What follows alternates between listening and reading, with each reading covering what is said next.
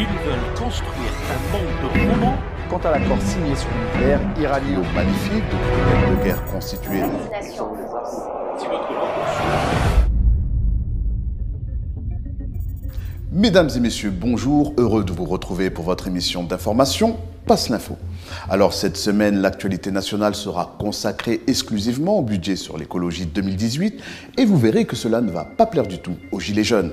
Et quant à l'actualité internationale, nous allons revenir sur une éventuelle enquête sur la quantité d'armes européennes aux mains des terroristes syriens et pour terminer, depuis 1945, les États-Unis auraient tué, que ce soit directement ou indirectement, entre 20 et 30 millions de personnes. Tout de suite après vos brèves en images suivies de la vidéo de la semaine. Il est bon que la France soit de retour. Ça fait vraiment trop longtemps que son siège européen était physiquement occupé, mais politiquement vide. Votre action en France raconte une toute autre histoire. Une histoire qui met à mal la devise de votre pays, liberté, égalité, fraternité. Où est la liberté? Lorsque vos citoyens peuvent être surveillés, assignés à résidence et perquisitionnés sur de simples soupçons de la police. Où est la liberté lorsque des policiers armés débarquent au petit matin pour arrêter un groupe de jeunes dont le seul tort serait d'avoir occupé pacifiquement un chantier? Dans votre France, l'état de droit garant de nos libertés s'éloigne jour après jour. Les riches s'enrichissent, les classes moyennes stagnent et se précarisent, et les plus fragiles sont abandonnés à leur sort.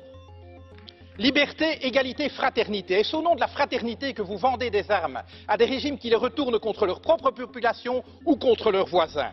Où est-elle cette fraternité lorsque votre police lacère tente ses sacs de couchage de migrants? Procédures expéditives, recours non suspensifs, détentions administratives, voilà les ingrédients de votre projet de loi sur l'asile et l'immigration. Contenir et refouler plutôt qu'accueillir des êtres humains en exode forcé. Vous avez permis, contrairement à votre prédécesseur, l'adoption par l'Union européenne d'une définition totalement laxiste des perturbateurs endocriniens. Alors, vous avez eu le courage de mettre un terme à ce projet insensé d'aéroport à Notre-Dame-des-Landes, mais c'est pour dans la foulée, écraser dans la violence, les projets de celles et ceux qui inventent depuis des années une manière différente de vivre. Voici quelques mois, vous avez parlé des gens qui réussissent et des gens qui ne sont rien. Vous n'avez pas dit des gens qui ne font rien ou des gens qui n'ont rien. Vous avez parlé des gens qui ne sont rien.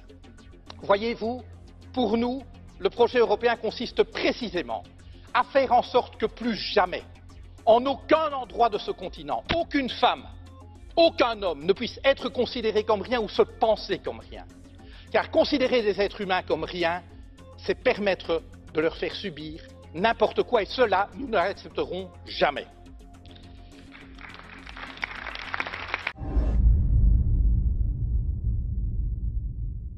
Actualité nationale. C'est une information passée relativement inaperçue et qui devrait faire bondir les Gilets jaunes.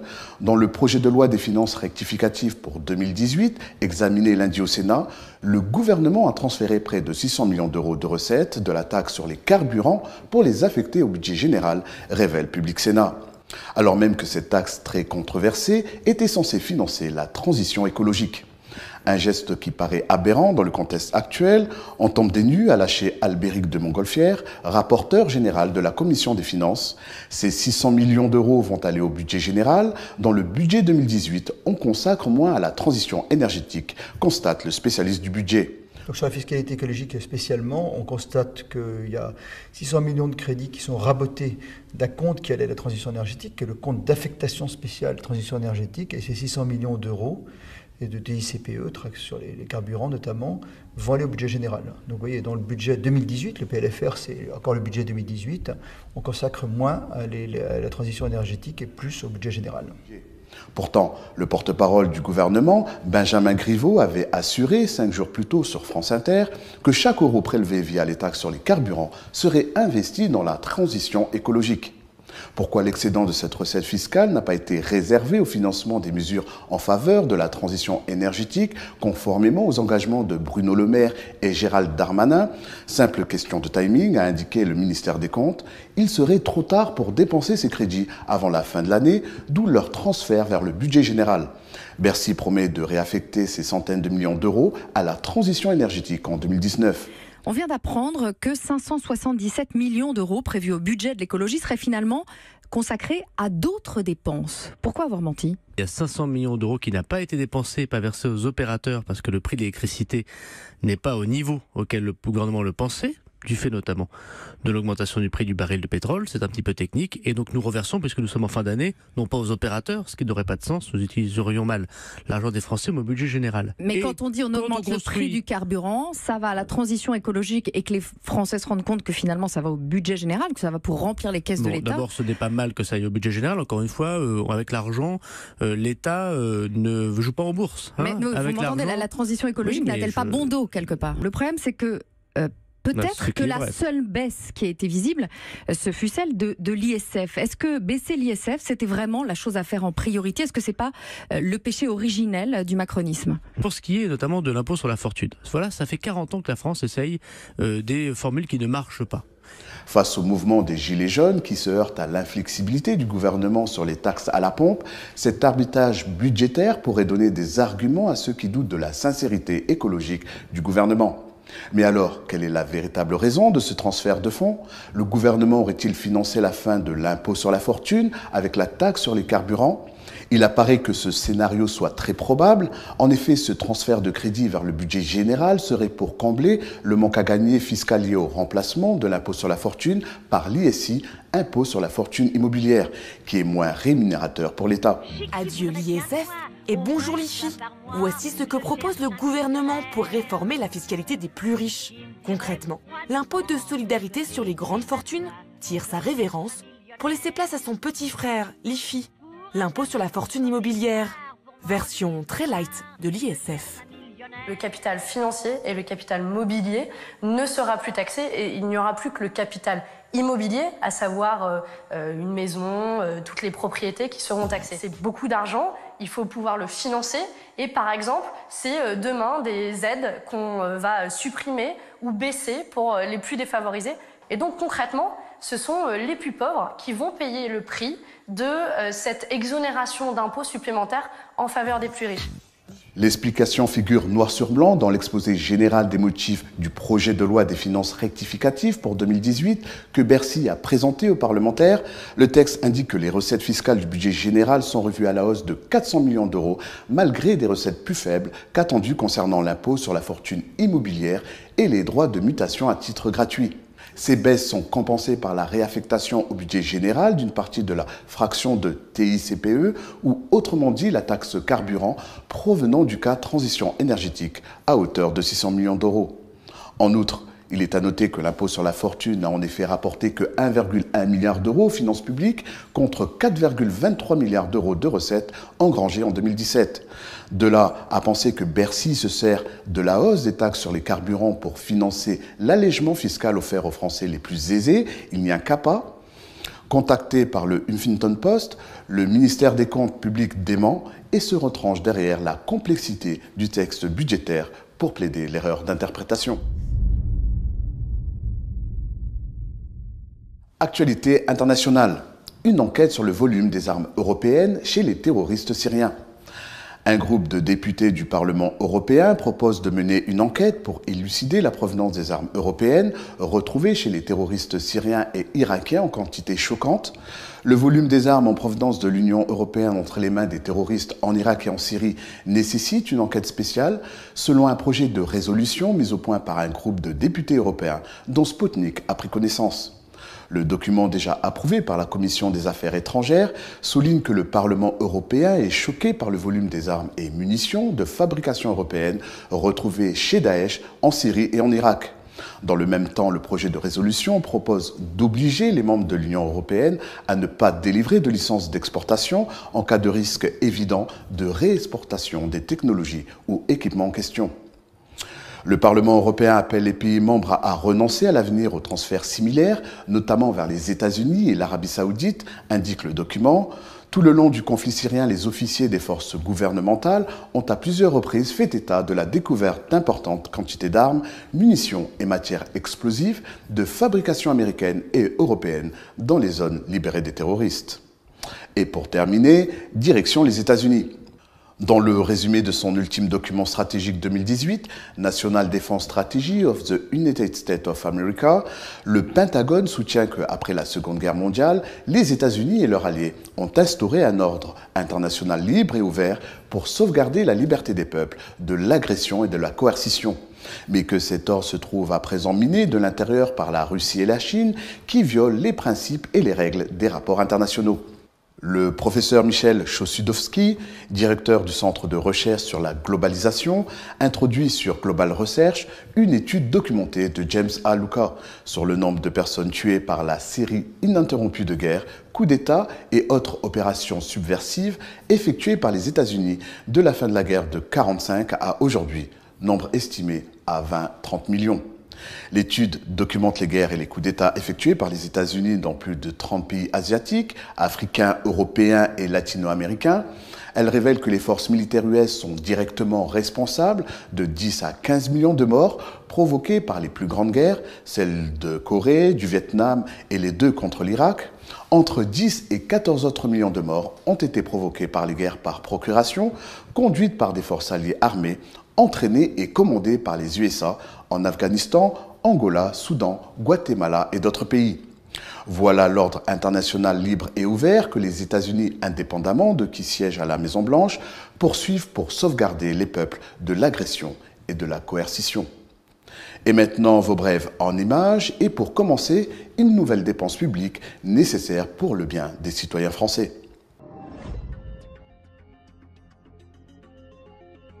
Durant 2 mois, les espaces de réception du palais présidentiel se transforment en chantier.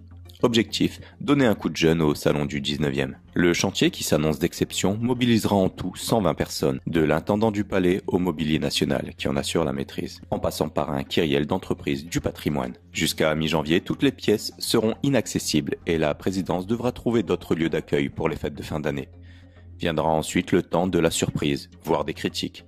Des voix s'élèveront toujours contre cette nouvelle dépense publique. Ces derniers jours, les Gilets jaunes ne se sont pas privés de dénoncer la commande d'un service de Sèvres, la construction d'une piscine à Brégançon ou les changements de décor du palais. Lors de la présentation du projet en septembre, les services de l'Élysée ont assuré que les travaux de la salle des fêtes, estimés à 500 000 € seront en grande partie financés par la vente de produits dérivés. For us, it's a unique deal in Iran's car industry because it's in terms of course, investment, it's in terms of transfer of technology, localization, development of Iranian talents, creation of engineering and purchasing center, production, of course, of up-to-date cars. Renault has proved its commitment with a non-stop presence in Iran since the beginning of its operation in 2004. And this signature confirms our strong intent and commitment to long-term operations in Iran as the strategic partner of Iran automotive industry.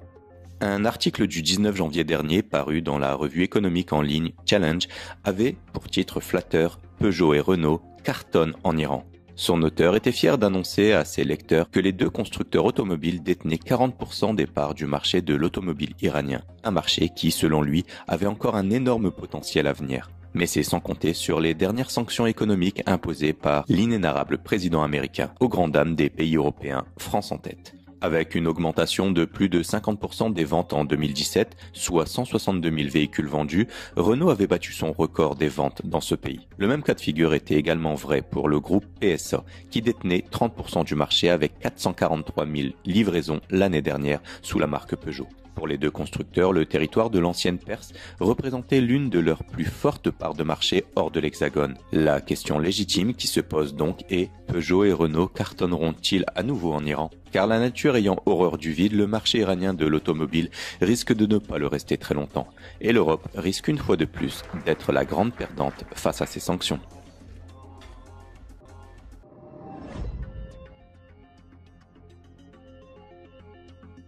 Quelques députés insoumis et Benoît Hamon souhaiteraient que le carburant des avions soit taxé.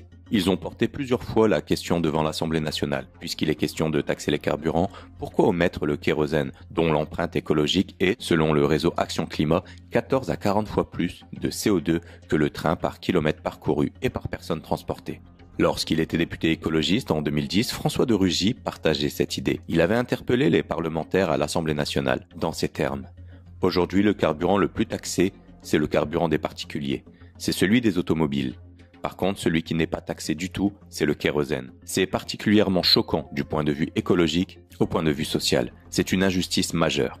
Cette phrase a été prononcée en 2010 par François de Rugy. Mais aujourd'hui, pour le ministre, il n'est plus question de taxer le kérosène. Le 14 novembre, le ministre a détaillé « Sur le transport aérien et le transport maritime, ce sont des règles internationales, des accords internationaux auxquels la France souscrit, qui régissent la taxation des carburants. » Mais pourquoi ne pas agir sur les vols intérieurs? Car les avions français ne sont pas soumis à la taxe intérieure de consommation sur les produits énergétiques. La réponse du ministre laisse entrevoir d'autres enjeux que l'environnement, c'est-à-dire préserver le secteur aérien.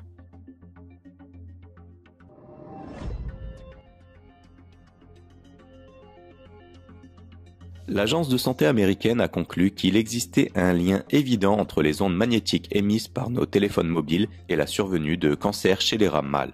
Bien que nous soyons exposés à des doses d'ondes beaucoup plus faibles, il n'est cependant pas exclu qu'elles puissent avoir des effets similaires sur notre organisme. Menée sur plusieurs années, cette nouvelle recherche, chapeautée par le ministère de la Santé américaine, s'est attachée à analyser les effets des ondes électromagnétiques émises par les téléphones mobiles 2G et 3G. Elle a mis en avant des preuves évidentes d'un lien entre niveau d'exposition élevé à ce type d'ondes et cancer chez les rats mâles. Si les scientifiques ont également constaté l'apparition de tumeurs du cerveau et des glandes surrénales chez les spécimens femelles et les souris, ils ont expliqué que les causes de leur survenue étaient moins évidentes. C'est la fin de cette édition. Merci pour votre fidélité. Je vous laisse avec la vidéo de la semaine. Je vous dis à très bientôt. Et surtout, n'oubliez pas, passez l'info.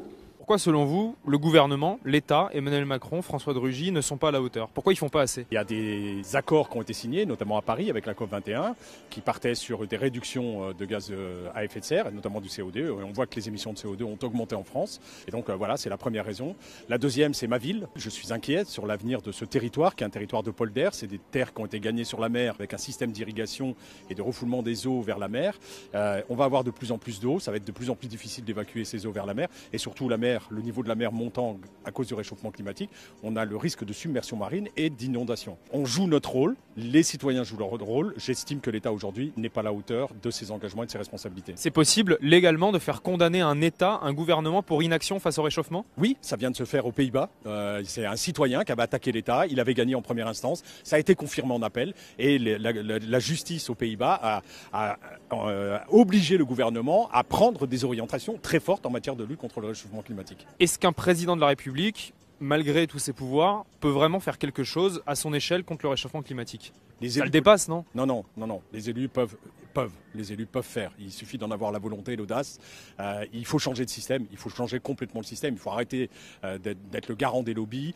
Il faut changer le monde agricole. Il faut changer les transports. Il faut remettre des trains où il faut pour éviter le nombre de bagnoles sur la route. Il y a des vraies décisions politiques avec des enjeux financiers. Mais c'est le rôle du gouvernement de faire ces choix politiques. On entend trop souvent des discours, des engagements. Et finalement, derrière, qu'est-ce qui se passe? C'est un changement de système qu'il nous faut. C'est faire la chasse aux lobbies. Sinon on n'y arrivera pas, on le voit dans le monde agricole, on le voit dans l'énergie, on le voit dans beaucoup de domaines aujourd'hui. Donc c'est vraiment une décision politique forte qu'il faut mettre en œuvre. Si vous aviez Emmanuel Macron en face de vous, qu'est-ce que vous lui diriez?